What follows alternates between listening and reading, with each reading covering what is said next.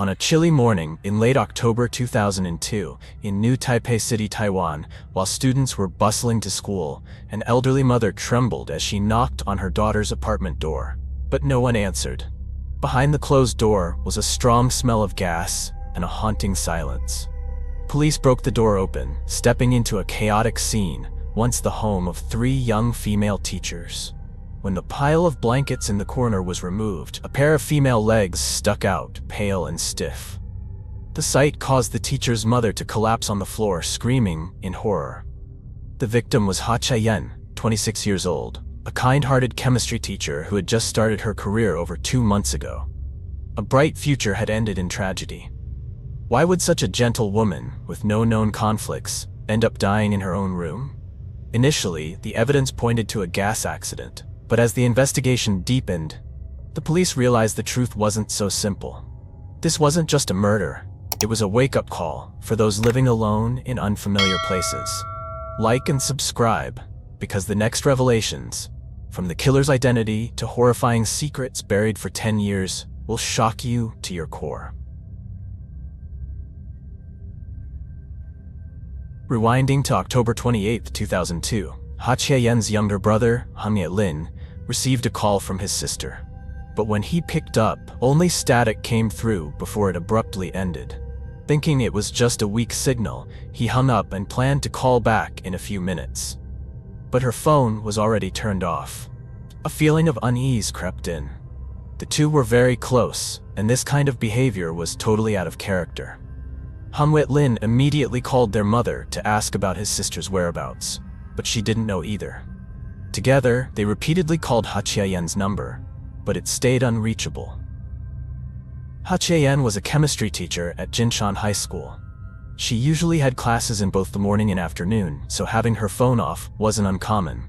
But around lunchtime, she would normally turn it on to handle personal matters. So why was her phone still off? This made her mother even more worried. She called the school directly, and what she heard shocked her. Ha Che-yen hadn't shown up for her morning classes, and she hadn't informed anyone about taking the leave. Her mother couldn't sit still. She and Han Lin rushed to her daughter's apartment on Zhonghua Road, Jinshan. The 3-bedroom apartment was rented by the school to provide accommodation for young teachers from out of town. Normally, by Friday afternoon, most teachers would return home, so the apartment was usually empty over weekends.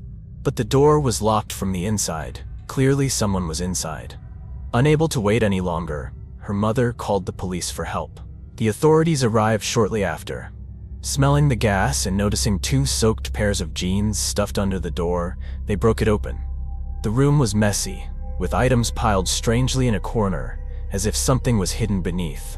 The police cautiously removed the pile, and were shocked to see a woman's legs emerging. It was the long-deceased body of Ha Che-yen. The moment her mother saw the body, she collapsed in heartbreaking screams, calling out her daughter's name in unbearable grief. Ha Che-yen, a filial, kind daughter, recently graduated with a master's in education, had just begun to pursue her dreams. Not even 3 months into her job, she was beloved by colleagues for her dedication and conduct. No one believed she would take her own life. Yet the scene appeared staged to look like suicide. The gas leak, door locked from inside, and jeans stuffed under the door to block the gas. A forensic autopsy was quickly performed. 2 distinct skull fractures were found, too severe to be accidental.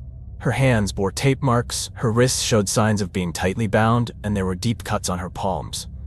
And the most terrifying part, 6 deep, fatal wounds on her neck. This was clearly a brutal murder, staged as a suicide. Investigators also found a deformed iron claw and a damaged induction stove. From this, police hypothesized that a fierce struggle had taken place between her and the killer. The killer had attacked her with a heavy object, but Ha Che-yen remained conscious enough to fight back, leading to a violent altercation. After Ha Che-yen lost strength and likely fainted, the killer used the induction stove and the iron claw to end it all. Not stopping there, he stomped violently on her body, so brutally that her ribs shattered and her neck vertebrae were dislocated. Ultimately, the cause of death was concluded as extreme traumatic shock, a slow, painful death resembling over 10 minutes of torture. Additionally, they found a 9 kilograms dumbbell, later identified as the initial weapon used to attack Ha Chia-yen. It belonged to her roommate, too, and was usually kept in the bedroom corner. All of Ha Chia-yen's belongings, wallet, laptop, phone, had vanished. Even the 29,000 Taiwan dollars she had collected from students was gone with the wallet.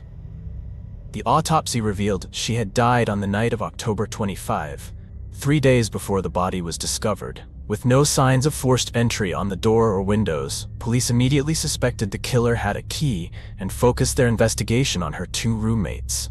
However, both had solid alibis. They had left the apartment Friday afternoon and were back in their hometowns during the time of the crime. Neither returned over the weekend. Police shifted suspicion to the victim's boyfriend, who had argued fiercely with Ha Chia-yen just days before her murder. Their strained relationship made him the next prime suspect.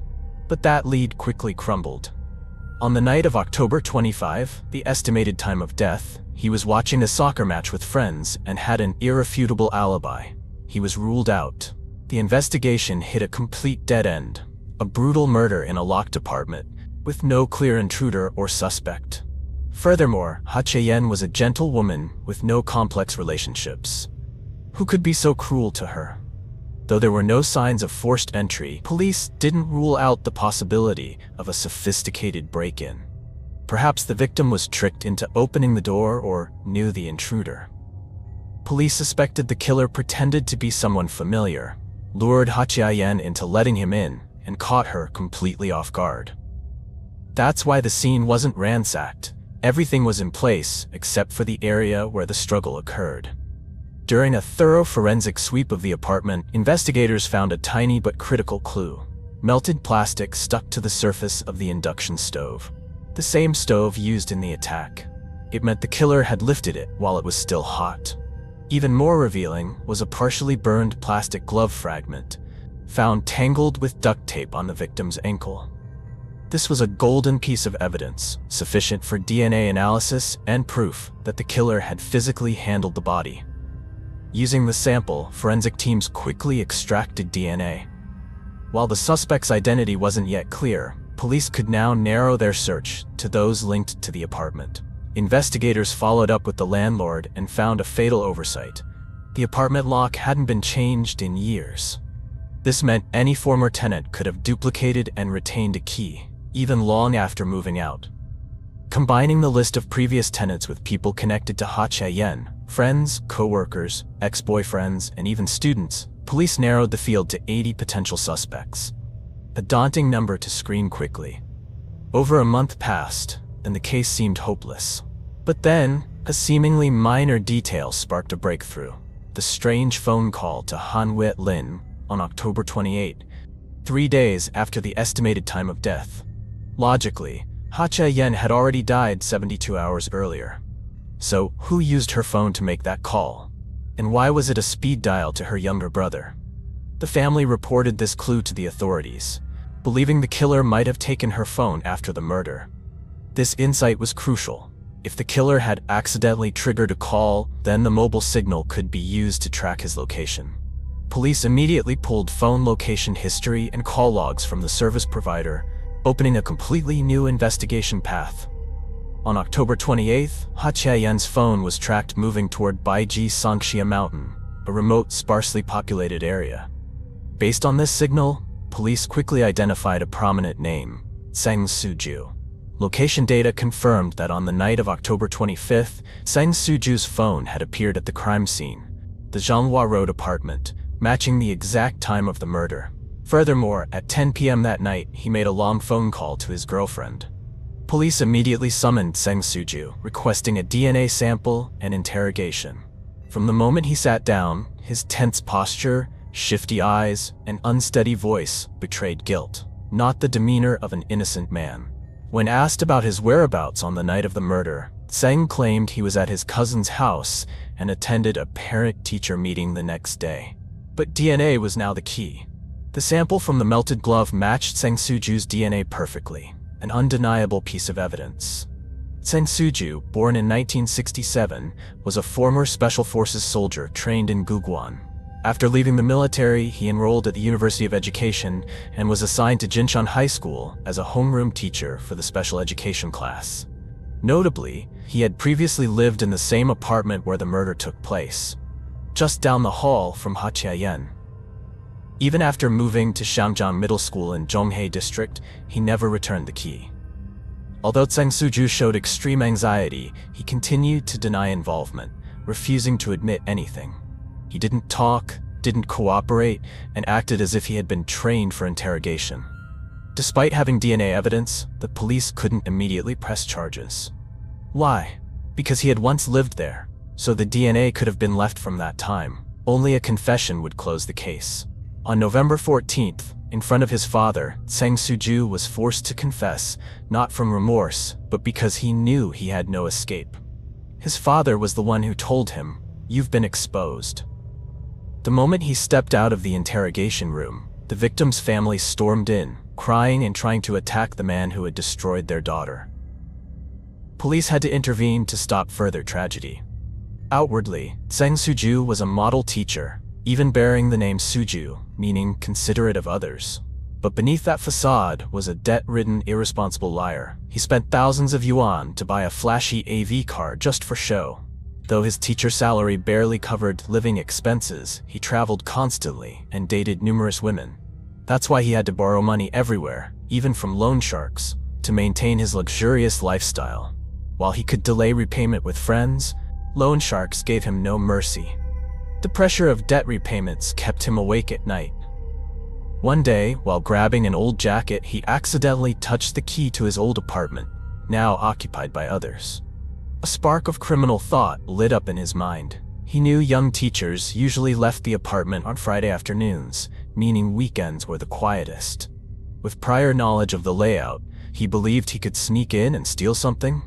Even if teachers didn't make much, it could help him survive for a bit. Around 8 p.m. on October 25, 2002, Tseng Suju quietly drove near the old apartment on Zhonghua Road. In the dark, he called a former coworker who used to live there, but no one picked up. The deadly silence convinced him the apartment was vacant. He used his old key to unlock the door. But once it opened, he hesitated, then turned around and drove to the nearby seaside. There, he called his girlfriend and spoke for 40 minutes. No one knows what was said, but after the call, his eyes turned cold and determined. He bought a pair of medical gloves at a pharmacy and returned to the apartment. It was already 11 p.m. He intended to search the apartment for valuables, but suddenly the front door opened. Ha Chia-yen returned with a bag of late-night snacks. The hallway light lit up her confused face. Tseng froze and hid behind the kitchen door. Unaware of the intruder, Ha Chia-yen placed her food on the table, turned on the induction stove, and began eating dinner. Chang sneaked into the next room, Tu's room. In the pitch-dark room, he trembled, sweating. He hadn't expected her to be home, but it was too late to retreat. About 20 minutes later, Ha Chia-yen stepped out to use the restroom and grab a few things from the living room. As she passed the door where he was hiding, she suddenly paused. 1 second of silence stretched like forever. Then his survival instinct flared. Thinking he had been discovered, Tseng rushed out and covered her mouth with his left hand. A brutal struggle erupted in the dim light. Surprised and panicked, Ha Chia-yen resisted fiercely, biting through the plastic glove and his thumb. Later, police found a piece of human tissue in her mouth, crucial evidence to convict the killer. However, her slight build was no match for the ex-soldier. During the struggle, both fell to the ground. Tseng grabbed Tu's 9 kilograms dumbbell and hit Ha Chia-yen twice, rendering her unconscious. He dragged her to her bedroom and tied her hands and feet with duct tape and rope. According to his confession, in a semi-conscious state, Ha Chia-yen whispered where she kept the money and even begged for her life. He rummaged around and easily found the nearly 29,000 NTD collected from students and some personal items. But then fear set in. She had seen his face. If she lived, she would report him. He would lose everything: his job, reputation, and the AV car he had bought with borrowed money. About 30 minutes later, after weighing the risks, Tseng entered the kitchen, opened a drawer, and took out a fruit knife. It was a knife he had used before while living there, familiar and convenient. Holding the knife, he returned to finish the act. But when he raised it, Ha Chie-yen's strong will to live caused him to hesitate. In a moment of mental chaos, he switched weapons and attacked her with the iron claw and stove, leaving undeniable evidence. After the murder, he hid Ha Chie-yen's body under piles of clothes, blankets, and even a heavy television. He then moved the gas tank into the bedroom, opened the valve, and stuffed 2 wet jeans under the door to simulate a gas suicide scene. Once the scene was set, he escaped through the balcony, which led to the emergency staircase, then drove to the outskirts. There, he scattered the ID card, gloves, blood-stained clothes, and even the knife, trying to erase all traces. At dawn, he calmly went to his cousin's house in Bangqiao, showered, changed clothes, and slept as if nothing happened. But crimes always leave traces. On October 28th, while driving to Baiji Sanxia Mountain to dispose of Ha Chie-yen's laptop, Tseng accidentally triggered her phone's speed dial. The call reached her younger brother, Henriette Lin. Though the call lasted just seconds, it was like a signal from the dead pointing to the killer. The trial for Tseng Suju was held on May 28, 2003. He was charged with premeditated murder, unlawful entry, robbery, and staging a crime scene. The courtroom was packed with reporters, citizens, and the victim's colleagues, people who once called him the kind teacher Tseng. No one could believe he hid a demon inside. In court, Tseng bowed his head in silence. He didn't cry, didn't beg, just quietly admitted his guilt. After lengthy deliberation, the Taipei Supreme Court sentenced him to death, revoked all his civil rights, and prohibited contact with the victim's family.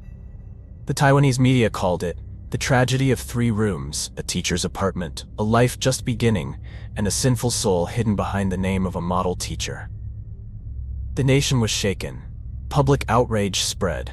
The Ministry of Education was forced to reassess its entire teacher recruitment and supervision system. But to Ha Chie-yen's parents, justice cannot replace their daughter's morning smile. Tseng may die, but their pain lives on. If you found this story chilling, heartbreaking, and thought-provoking, please like and subscribe to our channel for more real-life horrifying stories. Unsettling truths hiding beneath life's peaceful surface. October 1998, New Taipei City, Taiwan. The couple Lin Yanshu and Zheng Yugen were brutally murdered with 109 stab wounds. The killer even severed their fingers for revenge and staged the crime scene. Deep wounds penetrating through their bodies demonstrated the brutality and deliberate actions of the murderer. However, when the police began their investigation, the truth shocked everyone. The perpetrator was none other than the couple's beloved son. Spoiled indulgence and a reckless lifestyle had corrupted him, leading to a plan to kill his own parents, enlisting accomplices to seize their assets.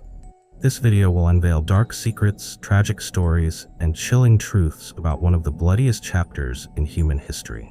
Don't forget to like, subscribe, and stay glued to your screen as we explore the case right now. It all began on the morning of October 11, 1998 at 7 a.m.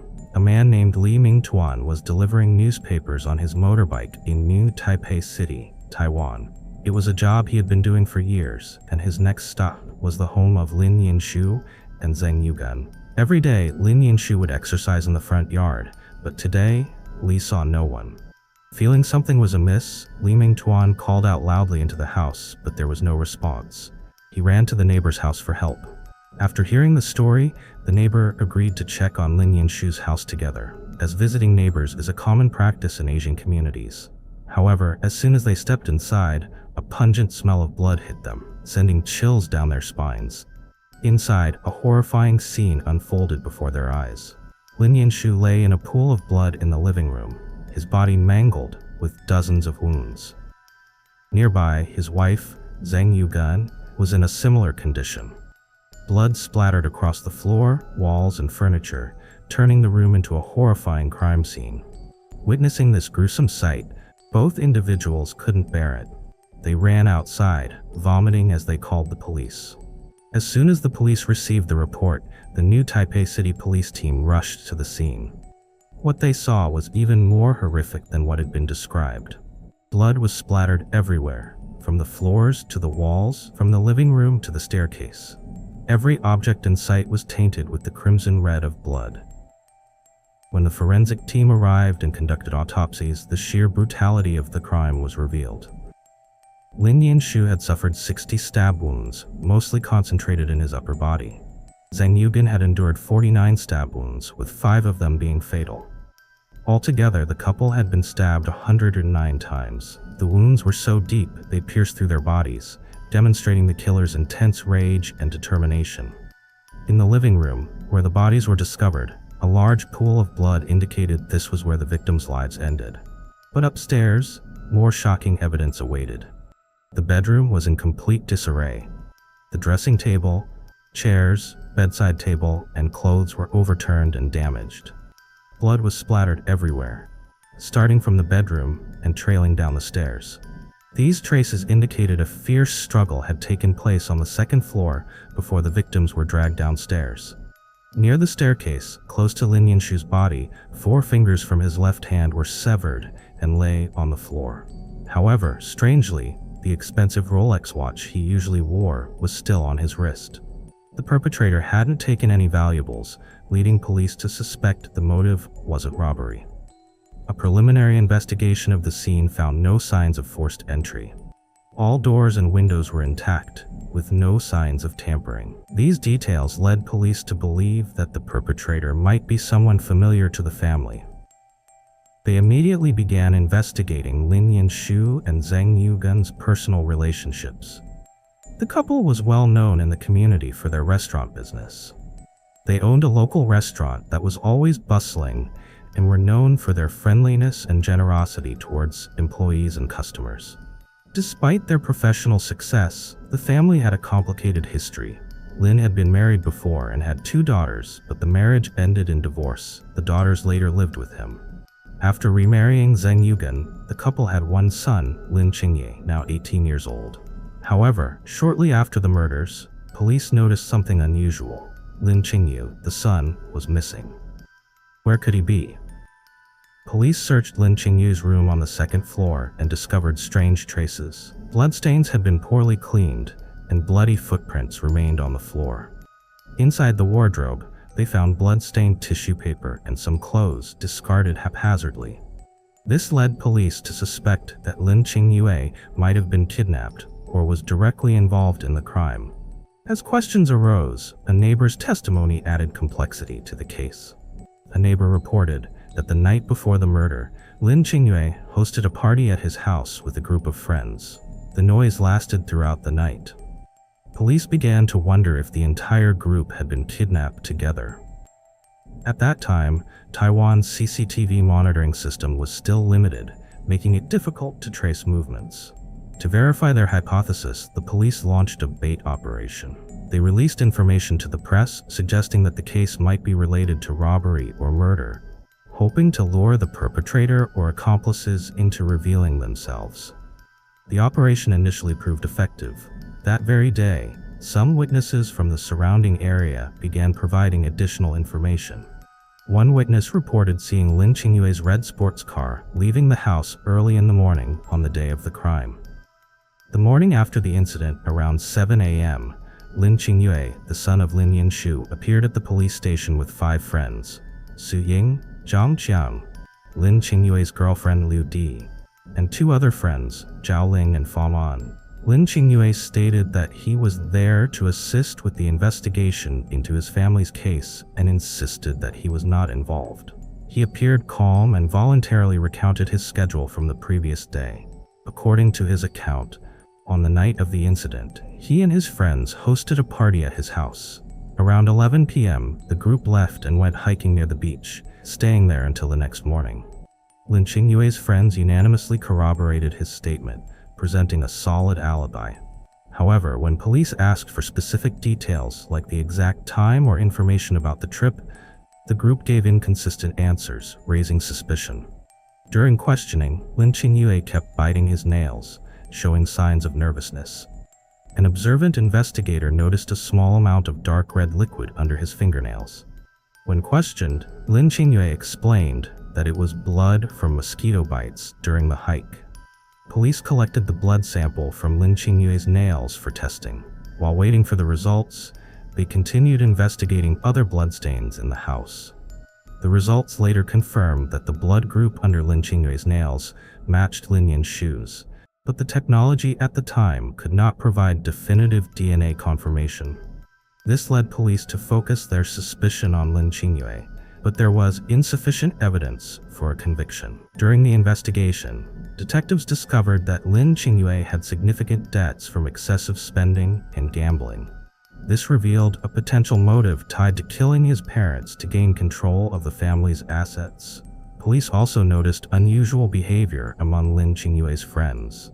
Some showed signs of stress, and when interrogated separately, their statements revealed significant discrepancies. They placed Lin Qingyue's 4 female friends in a large room at the police station, seated apart but visible to each other through a glass partition. They could not hear each other's statements, creating an atmosphere of suffocating tension. Among the 4, Liu Di and Su Ying appeared the most anxious. Their nervous gestures and inability to hide their unease led investigators to suspect that they knew more than they admitted.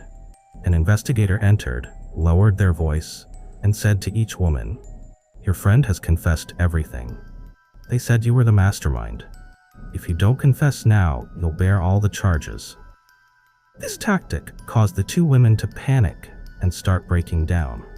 After hours under pressure, Liu Di and Su Ying admitted they knew about Lin Yue's plan beforehand, but hadn't expected things to escalate to this extent. From here, all the pieces of the puzzle began to connect, and the picture of the crime was finally unveiled.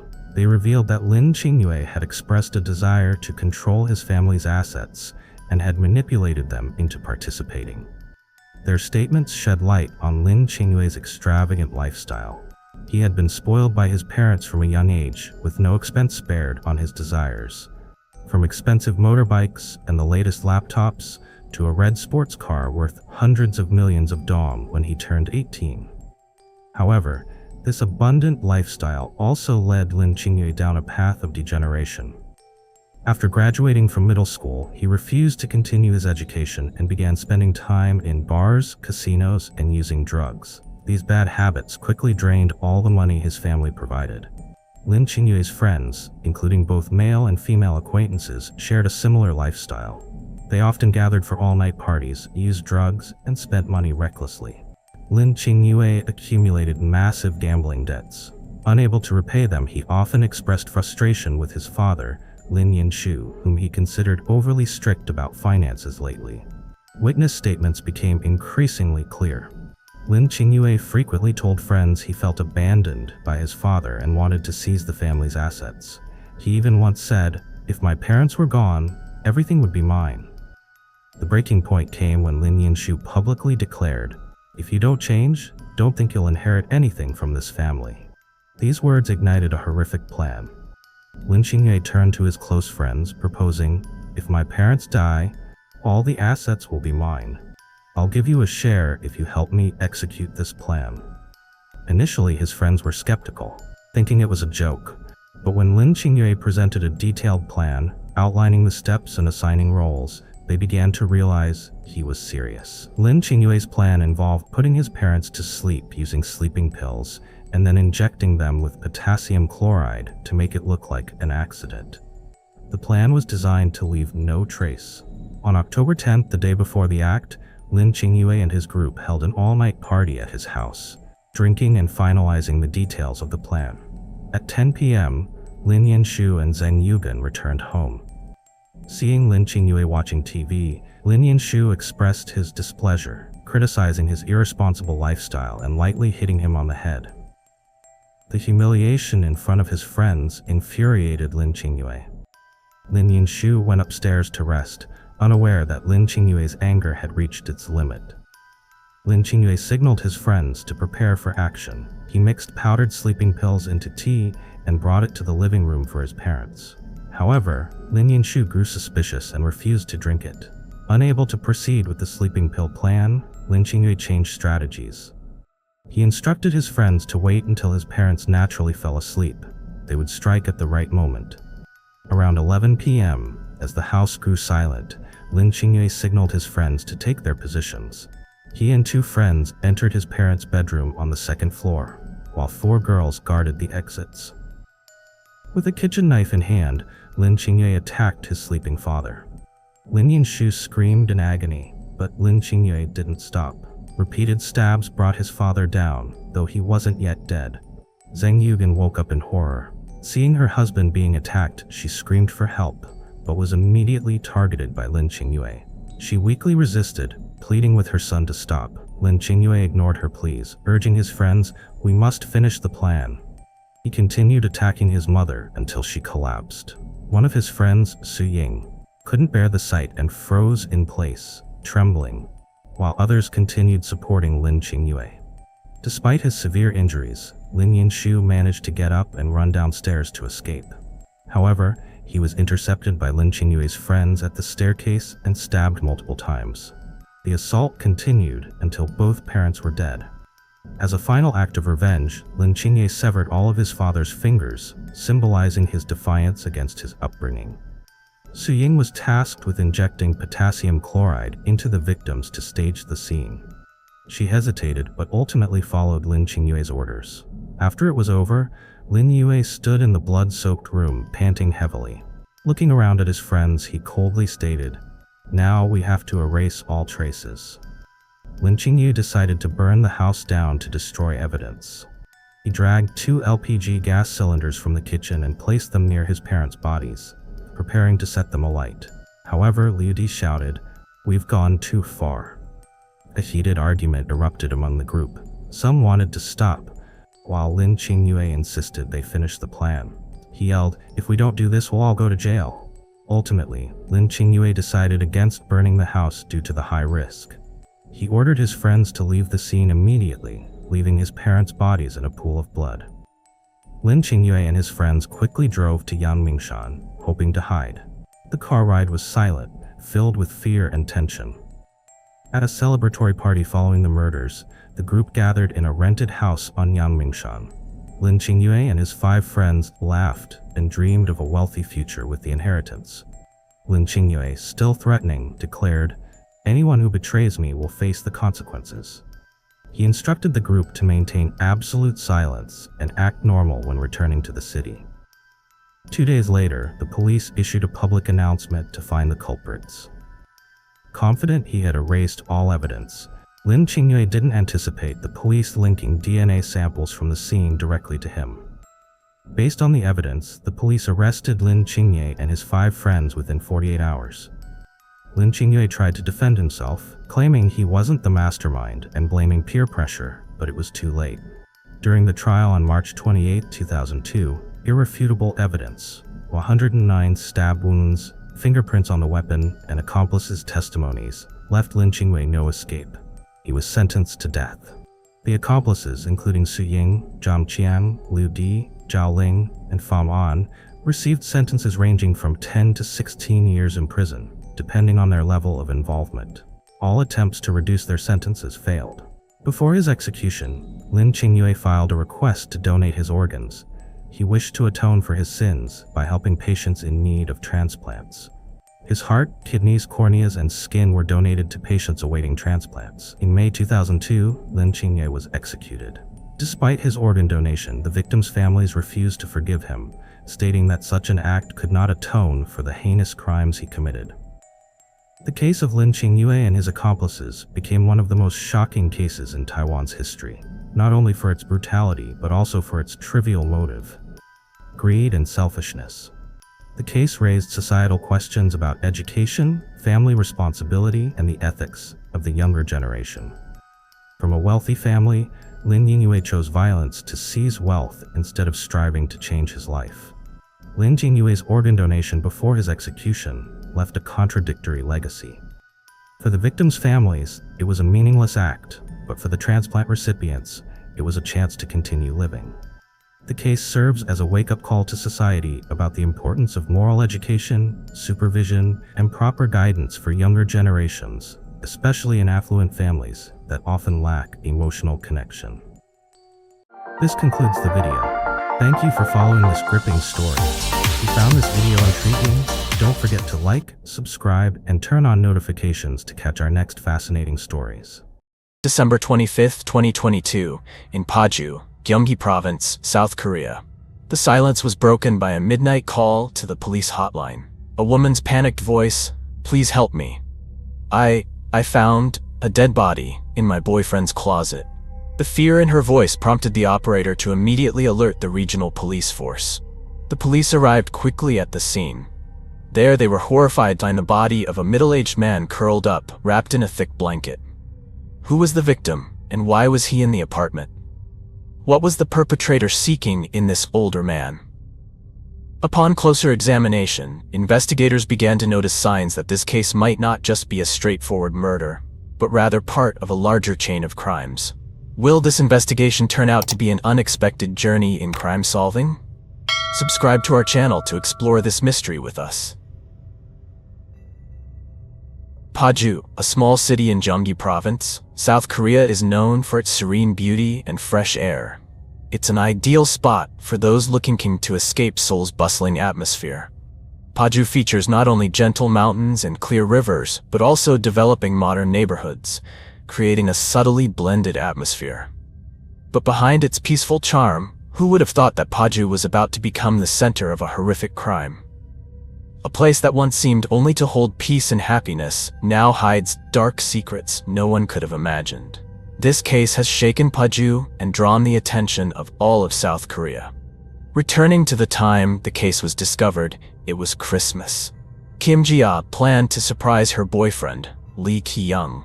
They had been dating for almost a year, so she decided to visit his apartment unannounced. Ki-young's apartment was located in an upscale residential area in Paju, where most residents were from the middle and upper classes. The area was famous for its tranquility and privacy, with high-rise buildings, tight security, and modern security systems. Gia had the digital code to the apartment, so she easily entered, but her boyfriend appeared to be out. Gia decided to wait for him, and took the opportunity to tidy up a bit. As she cleaned the living room, Gia noticed the place was messier than usual, with items scattered everywhere. A foul smell lingered in the air. Following the trail, Gia made her way to her boyfriend's bedroom. The smell seemed to be coming from the closet. Out of curiosity, Gia opened one side of the closet door. Instantly, a horrifying sight appeared before her. Behind the neatly hung clothes, something was tightly wrapped in a thick blanket. Gia's hands trembled as she pulled the blanket aside, only to scream in terror when she realized it was the body of a man. He was dead, cold and rigid. Panicked and terrified, Gia backed away and immediately called the police in a frantic voice. The luxurious apartment, a place where one would expect only happy moments, had now become the center of a crime investigation. Upon receiving the report, the police quickly arrived and secured the scene. Investigators meticulously documented every detail, from the apartment entrance to the living room, and finally to the bedroom where the body was discovered. In the living room, there were numerous dry bloodstains hastily wiped away, visible to the naked eye. The quiet space grew tense as they approached the closet. Forensic experts carefully pulled back the blanket wrapped around the body, revealing the corpse of a man showing signs of decomposition. The victim was around 60 years old, with multiple deep open wounds on his body, particularly on the head and face. The wounds seemed to have been caused by a sharp, thin object, likely a knife. The eyes and surrounding areas were heavily bruised, with a swollen forehead and deep cuts stretching from the cheeks to the temples. The bruises indicated the victim might have endured numerous blows before his death.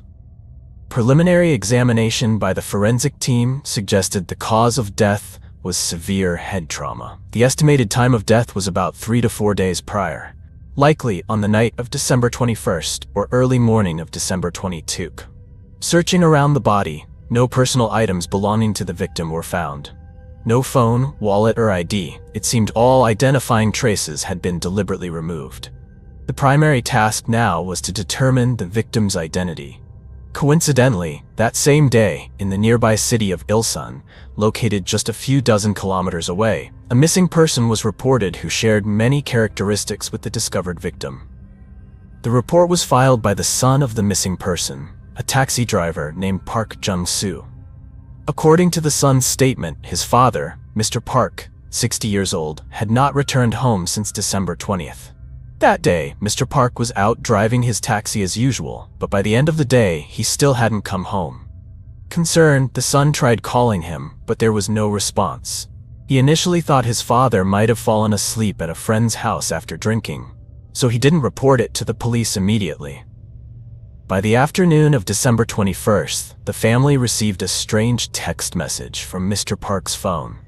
The message said that his phone had run out of battery the previous day, which was why he hadn't responded immediately. He added that he would be working far from home and would not return for some time. The message offered no other specific details. In the following days, he continued to send texts home but never picked up any calls. Suspecting something was wrong, particularly since he was not answering calls, the family decided to report it to the police on December 25th. Paju police immediately connected this information with the missing person case, and suspicion began to form. Could the missing man and the body in the closet be the same person? Investigators contacted Mr. Park Jung-soo's son to gather additional information and identifying details.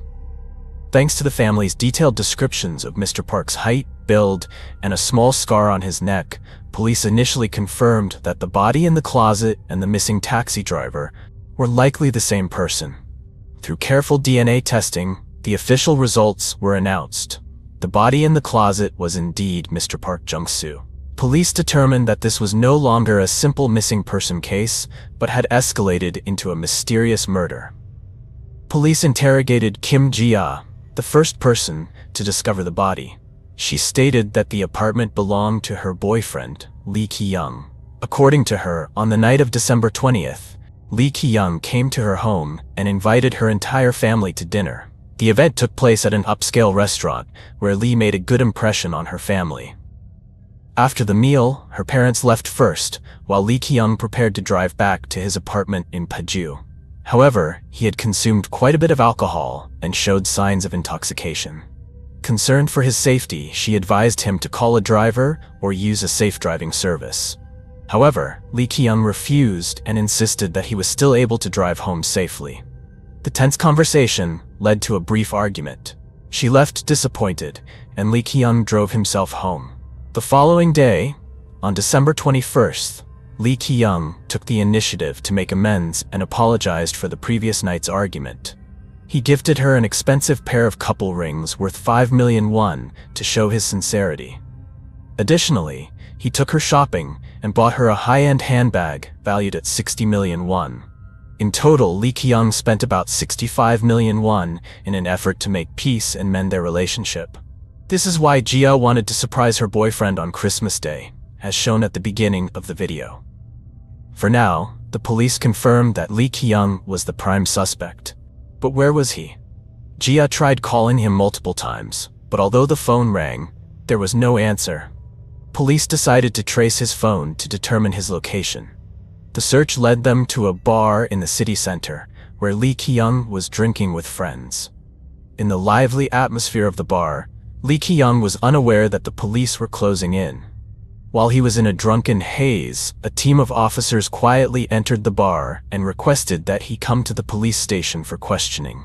Lee Ki-young was completely caught off guard and unable to react. In the interrogation room, when police asked about the man's body that his girlfriend had found in the closet, he stammered, trying to come up with an excuse but couldn't offer a reasonable explanation. Moreover, the police found the missing taxi driver's mobile phone on him. This was undeniable evidence linking him to the driver's death. Under this pressure, Lee Ki-young finally confessed. He admitted that he had killed the taxi driver, but claimed it was an accident and that the driver had forced him into it. The incident happened on the night of December 20th, when Lee Ki-young hosted a dinner with his girlfriend's family at a luxurious restaurant.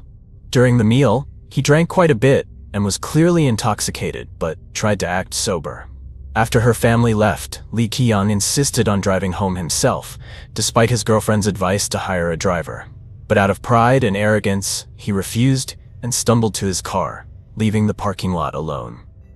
On the way home, due to the influence of alcohol, he lost control of the wheel, frequently veering across lanes and speeding. At a sharp curve on a narrow road, he suddenly swerved into the opposite lane and collided head-on with an oncoming taxi. The impact was strong, leaving both cars severely damaged. Fortunately, Lee Ki-young was not seriously injured, but the taxi driver, Mr. Park Jung-soo, suffered minor injuries and was disoriented. His car was also heavily damaged. Both men exited their vehicles and began arguing. The taxi driver quickly noticed the strong smell of alcohol on Lee Ki-young. He threatened that if he was not compensated properly, he would report the accident to the police. This was what Lee Ki-young feared most, as he had a prior record related to driving under the influence. In the past, Lee Ki-young had caused a serious accident while driving drunk. The accident happened about 3 years ago when he lost control and crashed into a roadside fence in the outskirts of Incheon. The previous accident didn't cause major injuries, but Lee Ki-young was arrested and fined heavily, and his driver's license was suspended for 100 days. Since then, he has lived in constant fear of being caught driving drunk again, as it could lead to jail time. To settle with the taxi driver and avoid being reported to the police, Lee Ki-young decided to invite him to his apartment. He hoped to negotiate a compensation arrangement at home without involving the law. After bringing the taxi driver to his apartment, Lee Ki-young began discussing compensation to avoid police involvement. To placate him, Lee initially offered a compensation of 1 million won, approximately 760 US. However, the taxi driver, realizing Lee Ki-young was intoxicated, rejected this amount. He felt it was insufficient to cover the damages caused by the accident, as well as the legal risks Lee Ki-young might face. The driver demanded a significantly higher compensation, up to 10 million won, approximately 7,600 US. He explained that if he wasn't fairly compensated, he would report the incident to the police. Lee Ki-young felt angry and tense upon hearing the large sum requested by the driver. However, he tried to remain calm and pretended to agree to the driver's demand to buy time to think and plan. By this point, his intent to kill had already taken root. Pretending to agree, Lee Ki-young asked the driver to wait in the living room while he went to fetch the money. But along with the money, he also concealed a knife. While the driver was counting the money Lee had handed him, Lee Ki-young took advantage of the moment the driver was distracted. He pulled out the knife he had hidden and attacked the man's head and face repeatedly. Caught completely off guard, Park Jung-soo had no time to defend himself. He fell immediately to the ground, overwhelmed by the fatal blows. Once Lee Ki-young confirmed that Mr. Park was dead, he stopped, his hand holding the knife still trembling. The situation had escalated far beyond his initial intent. Lee Ki-young quickly wrapped the body in a large blanket, attempting to conceal all traces of blood and wounds. He stuffed the body into a deep corner of the closet, thinking no one would easily find it, and then proceeded to clean up the crime scene. Since killing the victim was not his initial intention, Lee Ki-young hadn't prepared a plan for dealing with the body. To mislead the driver's family temporarily, he used the victim's phone to send a message to the victim's son, pretending that the driver was still alive and working far away. As for the victim's car, Lee Ki-young drove it to a parking lot about 1 kilometer from the apartment, an area with few passers-by and little attention. There he parked the car in a hidden corner and erased all footage from the dashcam, ensuring no evidence remained that captured him or the victim on that fateful night. However, he hadn't anticipated his girlfriend's surprise visit, which ultimately led to the discovery of his crime. It seemed that the case might be concluding, but as they completed the file, the police uncovered an unusual detail. The apartment was registered under a 50-year-old woman named Kim Moon-jin, not Lee Ki-young. When asked about Miss Kim, Lee Ki-young admitted she was his former lover, but claimed he didn't know her current whereabouts. This immediately raised suspicions among the investigators. Kim Moon-jin, born in 1972, came from a small fishing village in Busan in southern South Korea. She left her hometown at a young age to start a new life in a big city, seeking a stable future. After years of work and saving, she opened a small seafood restaurant in Paju and bought herself a luxury apartment, the same one where Lee Ki-young currently resided. Lee Ki-young met Miss Kim at her restaurant. Over time, the two developed feelings for each other. and Lee eventually moved in with her in this apartment, living together as a couple about 2 years ago. But nearly a year ago, neighbors stopped seeing Miss Kim around, and her restaurant closed without explanation.